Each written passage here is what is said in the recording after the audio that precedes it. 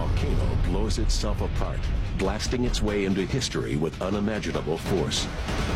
This eruption was one of the most destructive of all time, affecting the entire planet years after the explosion. Mount Pinatubo in the Philippines, June 15, 1991.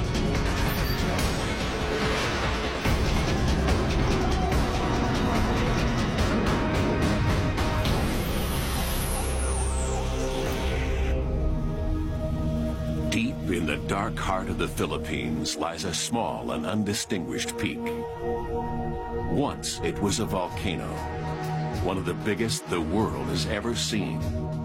But for 5 centuries, Mount Pinatubo has been dormant, ignored by the hundreds of thousands of Filipinos in the towns and cities that have grown up in its shadow.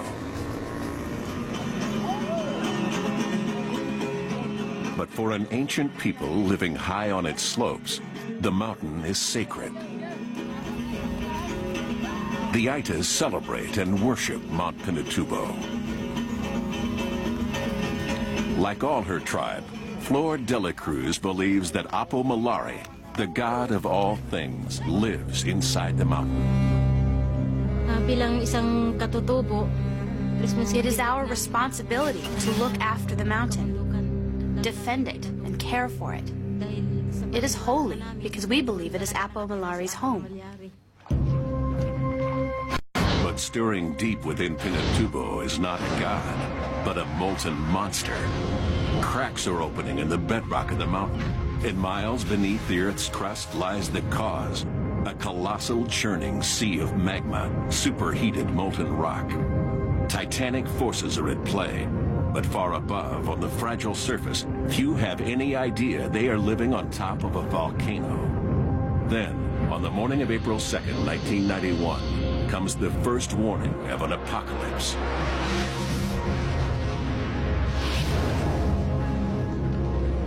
A series of small explosions rocked the remote summit of Pinatubo. But the Aitas are the only people to see the explosions and the plumes of steam. Pinatubo's warning has no witnesses except those who worship it. The people were terrified when they saw the explosions on the mountain. No one knew what was happening. That night, there was a red light on top of the mountain. It looked like blood was coming out. The next morning, the Aitas describe what they have seen to a local nun, Sister Emma Fontavilla. She sets off for the lowlands with Flor de la Cruz as an eyewitness, determined to report the explosions to the government authorities. They travel to Manila, 55 miles south, passing from one world to another. Finally, they come to the Philippine Institute of Volcanology and Seismology. Sister Emma convinces a skeptical staff to let her and Flor meet their director, world-renowned volcanologist, Dr. Ray Punangbayan. Ray may be an internationally respected scientist, but he's working in a third-world country. The few seismographs he has are tied up, monitoring another volcano to the south of Manila. Why should he heed the fears of a superstitious tribe who believe their god is angry? Pinatubo awaits his decision. If he ignores this warning, he won't get another chance. He takes a fateful step. He orders one of his seismic teams to the summit. From the air, they see the smoking vents described by Flor de la Cruz. And when they land, the first flickers of their seismograph tell them something is stirring within this long-dead volcano. Over the next 24 hours, they detect more than 200 separate earthquakes. Pinatubo is coming to life. The earthquakes could be caused by the geothermal movement of steam and superheated water. But Ray Punangbayan's instinct tells him there are other forces at work, far deeper, far more powerful.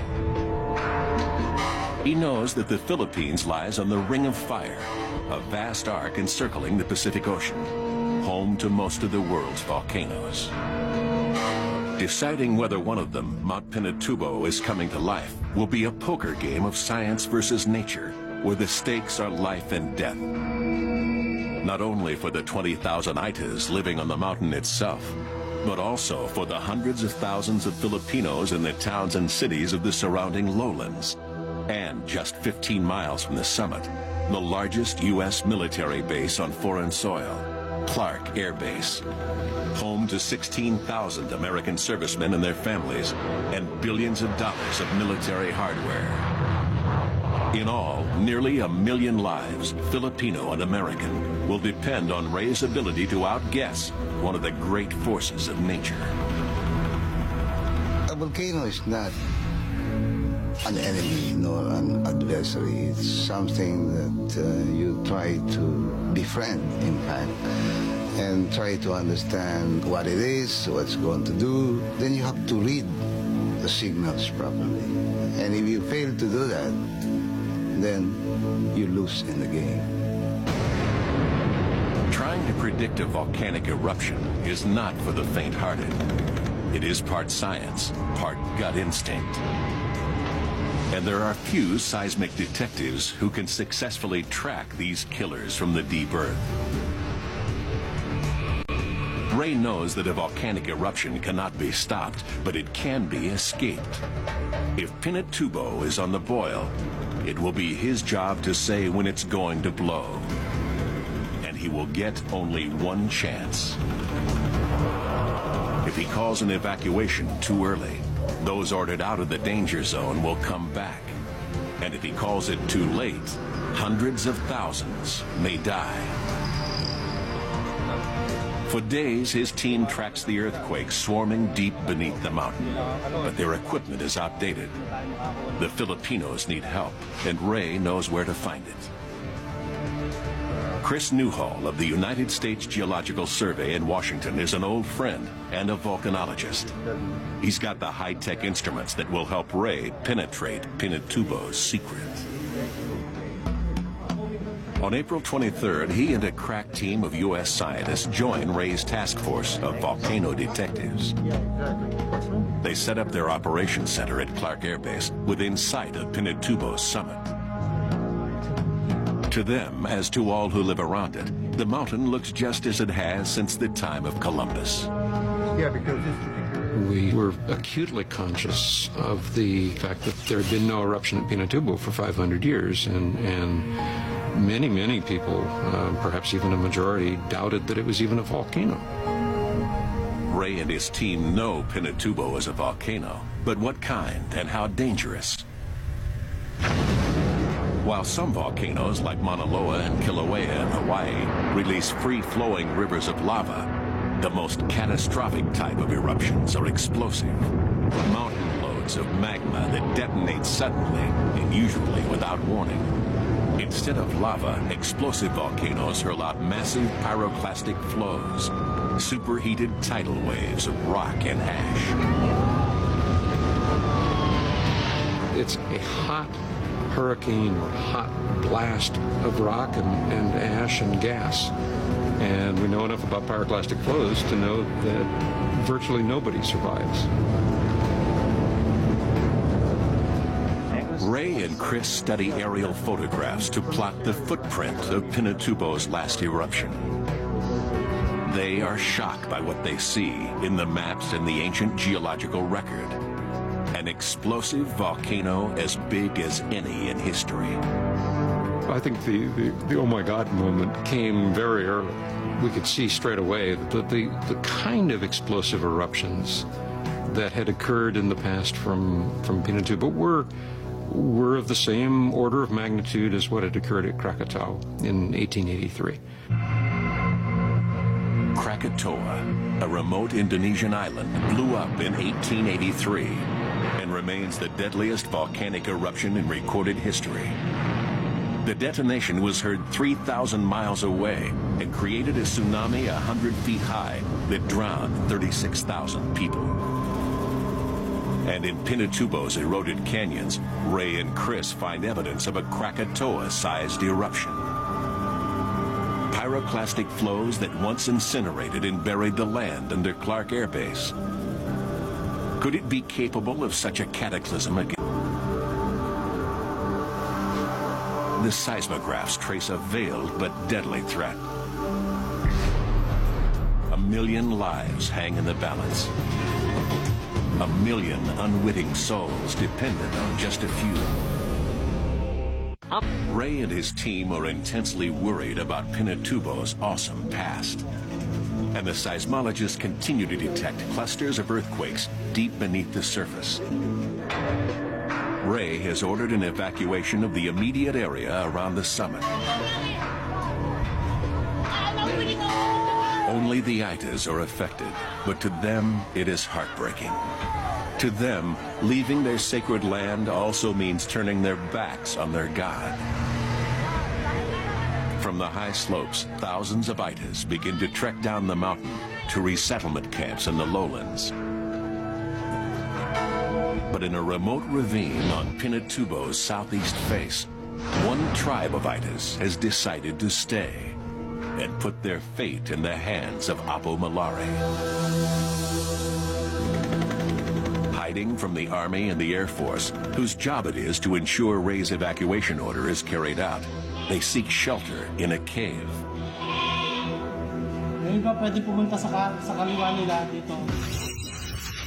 But the quakes diminish. Nothing is reading right. Deep beneath the earth, there is now only a sinister silence. Is Pinatubo just playing dead, or has it settled back into its centuries-old sleep? Has Ray called a false alarm? Volcanoes have claimed countless victims in surprise attacks. But there have also been thousands killed who were warned, but failed to listen.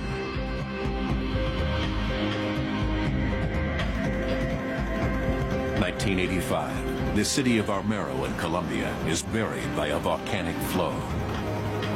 In the weeks and days before, scientists told those who lived here that Mount Nevado del Ruiz was going to erupt. But neither they nor their government listened. 23,000 people died. Nevado del Ruiz is etched onto the mind of every volcanologist. It was a terrible tragedy. It was completely avoidable had people understood what the hazard was that they were facing. They could have actually walked to safety.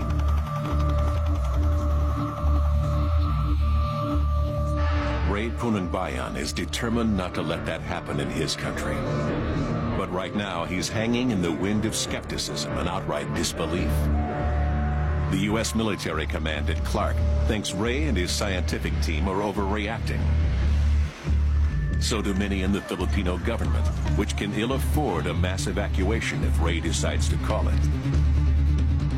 And as if to spite him and his team, Pinatubo barely stirs for days. And Chris is fighting his own battle with official skepticism. Washington is threatening to pull the plug on his team and their precious equipment unless he delivers some clear answers fast on whether Pinatubo is really going to blow. He and Ray have to find some clear evidence that there's magma arising beneath Pinatubo. To find that proof means a risky chopper flight low over Pinatubo's steaming vents. Magma contains highly pressurized sulfur dioxide. If Chris can find the gas, he's found the magma beneath the surface. What I'll do is see that first little ridge line up there? I'll try and set it up so we can go right up about there and make a left pass along down to this ridge line here. But the chopper is ill-suited to the task. Its rotors churn the air and confuse the detection instruments. Let's drop down. Okay, coming down, standard, using throttles. Taking the chopper any lower is dangerous. An unexpected blast of steam could bring them down. But it's their only chance of detecting sulfur dioxide. To Chris, it's worth the risk. Do you want us to keep flying around looking at it, or? Yeah, we got to make sure what it is.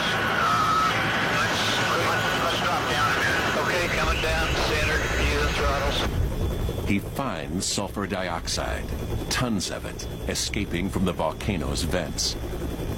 There's no way of telling how close the magma is to the surface, but the sulfur dioxide is his first real clue that an eruption could happen.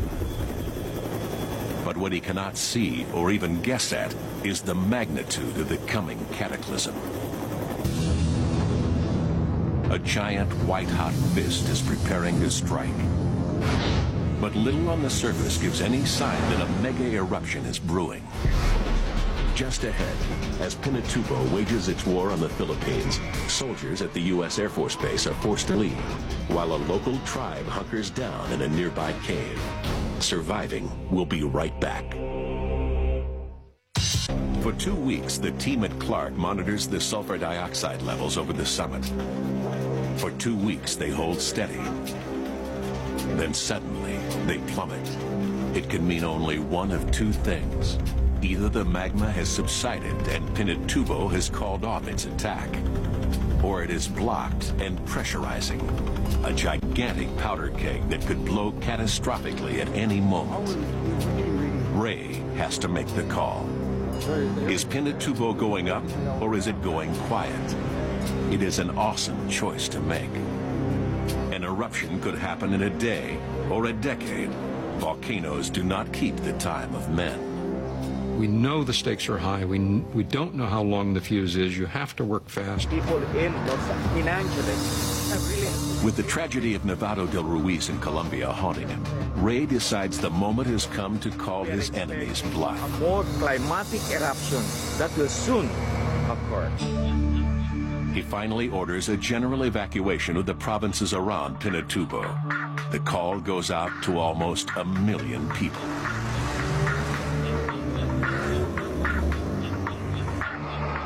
But is it already too late? Will everyone heed the call? On the outskirts of Angeles City, Beng Mendoza is about to go into labor. None of us believed the volcano was going to erupt. Neither she nor her family believe what they're hearing about Mount Pinatubo. Most days they can't even see it through the tropical haze.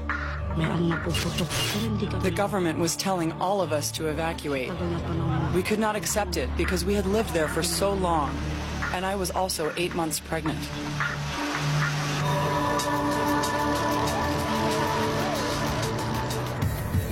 Ordinary Filipinos are reluctant to leave their homes, and at Clark, the military is even more hardline against the idea of evacuating the base.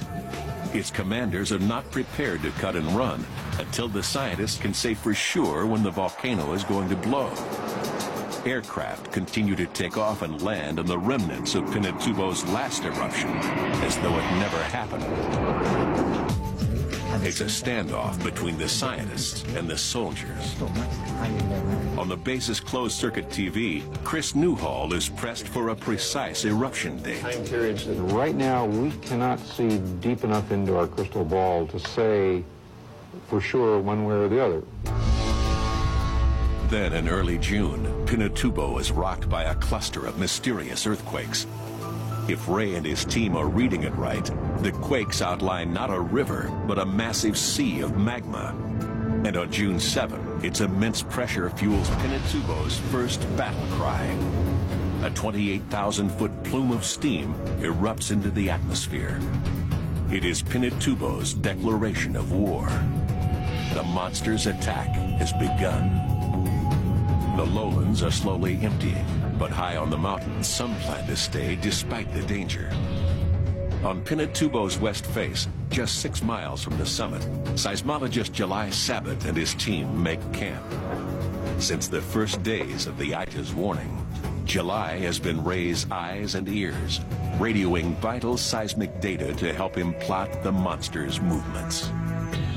By now, our seismographs were continuously recording so many tremors that I knew it was going to erupt. We were at the front line, but I didn't even think about getting scared. What mattered to me was getting the information back to Ray Punanbayan so he could warn and evacuate those in danger.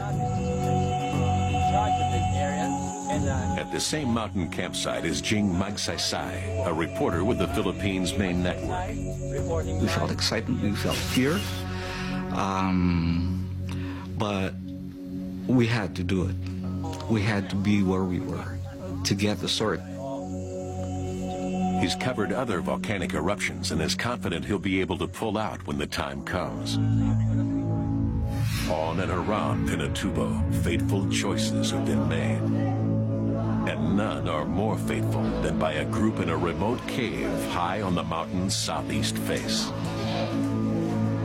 In all, there are 40 families, a whole Itis tribe, nearly 100 people, men, women, and children. Some are here to keep faith with their God, some because they do not want to leave their homes, and some because they believe that no matter what is coming, they will be safe in the cave. A tribesman named Sebio waits with his wife and young son for the judgment of Apo Malari, the god of Mount Pinatubo. 10 miles away, the military has finally issued its evacuation order. At Clark Air Base, they're recording a constant stream of earthquakes, sometimes at the rate of 1 a minute. The pride of the U.S. Air Force is being deserted. 15,000 military personnel and their families leave. We were evacuating people who were on life support. We were evacuating infants who were in incubators and who had tubes attached to them. Colonel Ron Rand is one of a core group of officers and men who will stay to guard the base. Now, only they and the scientists remain. The eruption of Mount Pinatubo is no longer a matter of if, but when. At 8:50 a.m. on Tuesday, June 12th, it launches an enormous column of ash, 12 miles straight up. Now we knew what we were up against. Now we knew how huge this thing was. Here's this plume, unlike anything I've ever seen. Giant, dark, gray, swirling, roiling, boiling, you know, just growing as you looked at it and going like a rocket. When I was a young guy in the Air Force, I got a ride in an F-4.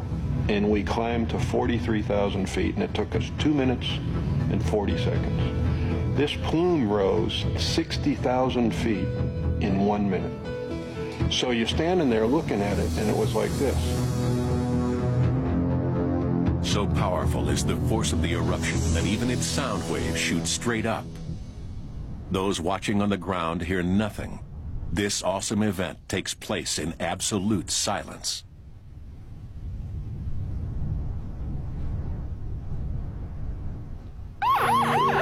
The Philippine Army and Air Force are still evacuating people off the mountain. They're finding more and more itis. Many Filipinos believe that this is the climactic eruption. This is the big one. Ray and the team at Clark know something worse. The magma beneath Pinatubo is boiling, gathering force, but it has not yet reached the surface. This is not Pinatubo's main eruption. This is just the beginning.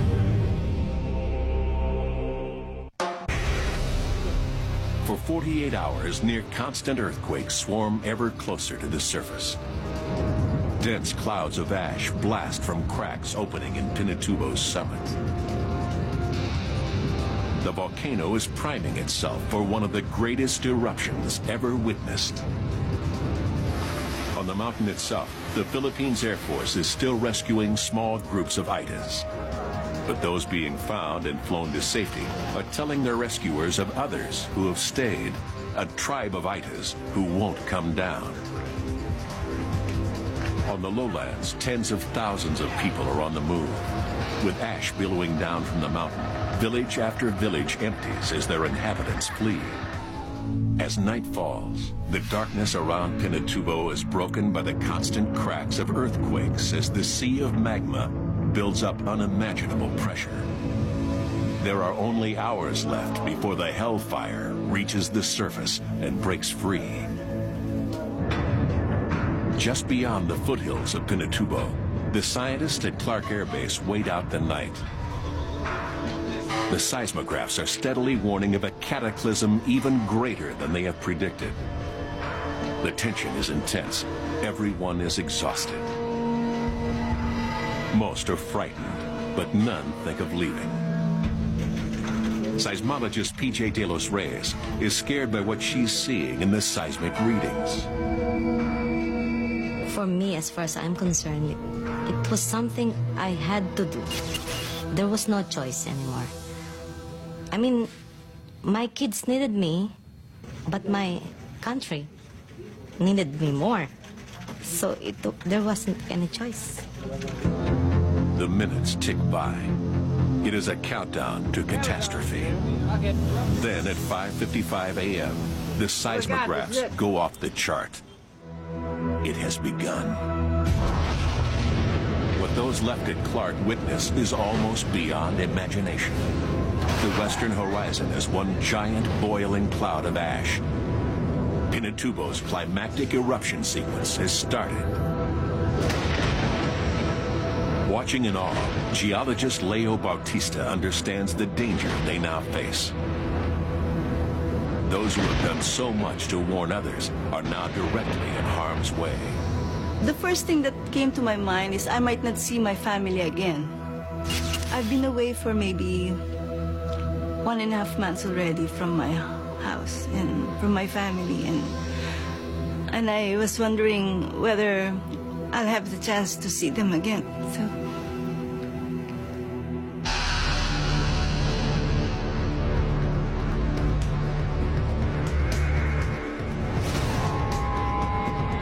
For the next 6 hours, Pinatubo erupts 4 more times. Day became night at 3 o'clock in the afternoon, and it seems that as if it's the end of the world. It is noon, and it looks like midnight out here. You can hear the sound of the ash falling. Each blast hurls millions of tons of ash into the sky. Massive clouds of poison gas billow into the atmosphere. Gales of volcanic rock rain down as far as 30 miles away. The monster's fury is terrifying. Then at 1:42 p.m. on June 15, 1991, comes one of the single most cataclysmic natural events of the 20th century. A release of energy 200,000 times greater than the Hiroshima atomic blast.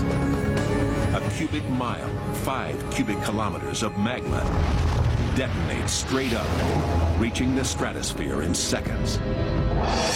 From space, it looks like a vast nuclear bomb has gone off, blacking out the Philippines and the South China Sea. Pyroclastic flows thunder for miles in all directions, expanding as they suck in cold air. Billowing killer clouds of superheated ash and rock. I think you could light off every bomb and every rocket and every explosive man has stored all over the world, and I don't know that you would have registered to the Earth what Mother Nature did on the 15th of June. It was unbelievable. High on Pinatubo, Sebio and his tribe wait for Apo Malare's judgment.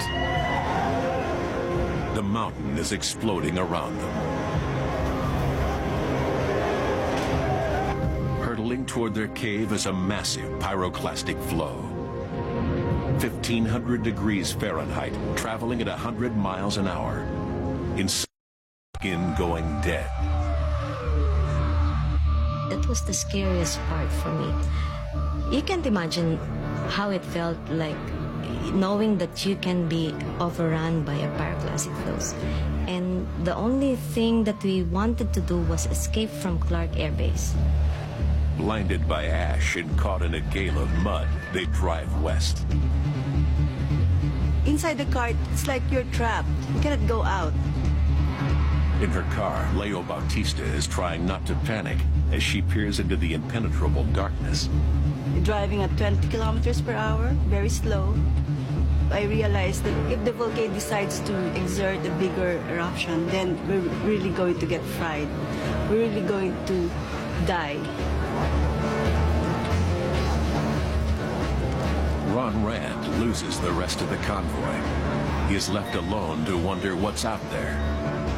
I mean, it was everything from the utter darkness to the roaring rocks and stuff flying all over the place, earth rumbling from continuous earthquakes. You were getting pelted by the stuff coming through the sky. I was beginning to think, this is a fine mess I got myself into now, you know. For a harrowing hour, he drives on, trying to find the convoy. Behind him, pyroclastic flows reach the very gates of the base. But by then, they've made it to safety. Pinatubo made me realize, you know, there but for the grace of God go out. You know, I could have been swallowed up and gone, and nobody would have ever been the wiser. But Pinatubo is not through with the Philippines. This once-in-a-century volcanic eruption is about to be joined by another elemental force of nature. The catastrophe is far from over. Of surviving. Of the 1 million people once threatened by Mount Pinatubo, only a few hundred remain in peril. Its slopes and lowlands are almost totally deserted. It seems man will escape the monster's wrath. And so he might, but for the volcano's murderous accomplice. A super typhoon named Yunya. It is an incredible and deadly coincidence of natural events. Racing across the South China Sea, Typhoon Yunya reaches Pinatubo just as the volcano enters its most cataclysmic phase. It is a 1-2 killer punch, the worst possible combination of calamities. It's unbelievable. It's just simply unimaginable that these two things can happen at the same time. So you're in the middle of a battle between the forces of nature, and you're right in the middle of it. Billions of tons of ash are caught by lashing winds and torrential rain, turning the sky above Pinatubo into a boiling mudstorm. To those caught in it, it's as if concrete is pouring from the sky. House after house, building after building, falls to the devastating mudstorm. It happens quickly and without warning, crushing those trapped inside.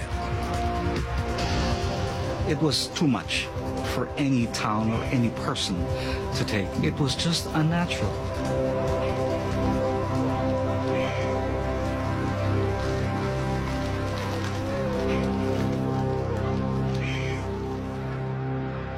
The scene is being repeated in all the provinces around Pinatubo. Beng Mendoza fled with her family only days before. Her house lasts barely 15 minutes before collapsing under its immense load of volcanic mud. The mudstorm will be the catastrophe's most immediate killer, but it is not the only one.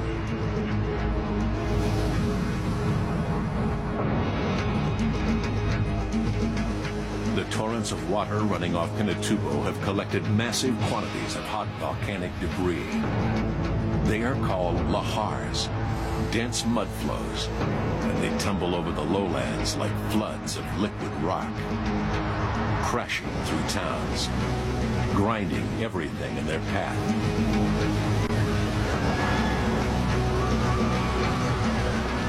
For 15 hellish hours, the monster of Pinatubo hurls everything it can at the Philippines.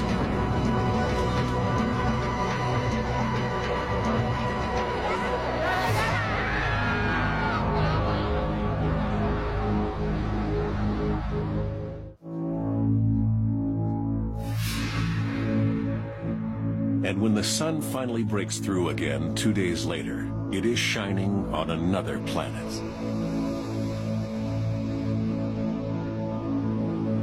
From horizon to horizon, it is a moonscape, a lifeless black and white world.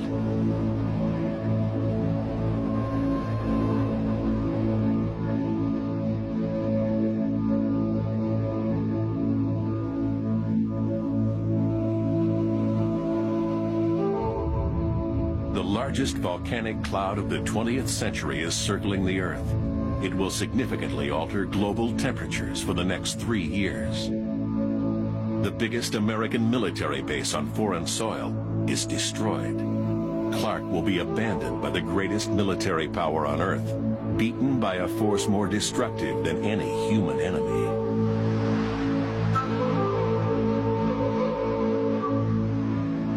After the fact, we said it was the mother of all eruptions. It was the mother of all events any one of us had ever been through.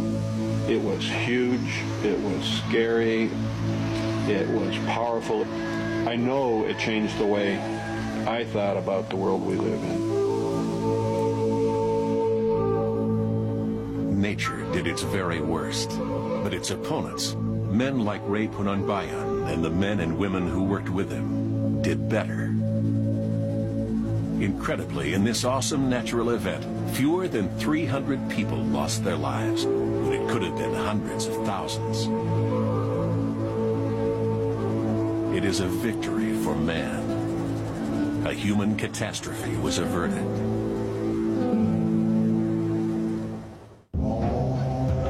Man had never faced an eruption on the scale of Pinatubo, armed with the high-tech weapons of the 20th century. But it was far more than just science that saved so many. It was an extraordinary human effort on every level. I think that had any one of those elements been missing, we could have ended up with a major disaster on our hands. More than any volcano that went before it, Pinatubo proved that man can not only accurately predict a volcanic eruption, but that he can also protect his fellow man from one of nature's most catastrophic events. But it also showed that however advanced our scientific ability may be, we ignored those who best know Mother Nature at our peril. In the aftermath of the eruption, Beng Mendoza gave birth to a healthy son named Rindy. July 7th, Leo Bautista and PJ De Los Reyes went back to work at the Philippine Institute of Volcanology and Seismology, keeping watch on volcanoes throughout the country. Chris Newhall continued to work with the United States Geological Survey, but plans to retire in the Philippines.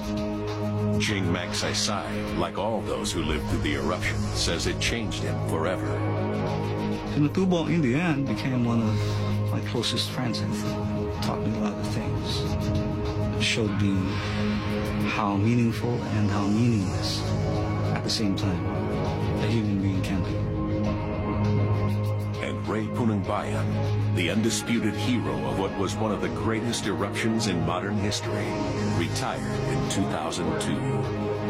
The Pinatubo experience is something that you recall with a smile. It's a classic example of how international cooperation should work when you're responding to disaster.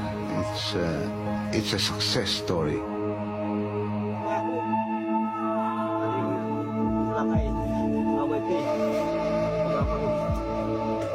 To this day, the Aitas who perished in the cave on the mountain have remained where they fell, their skeletons awaiting a reburial. But now, Sebio and his people gather their bones and carry them to their new village, where they are laid to rest in a tomb sealed with the ashes of the volcano.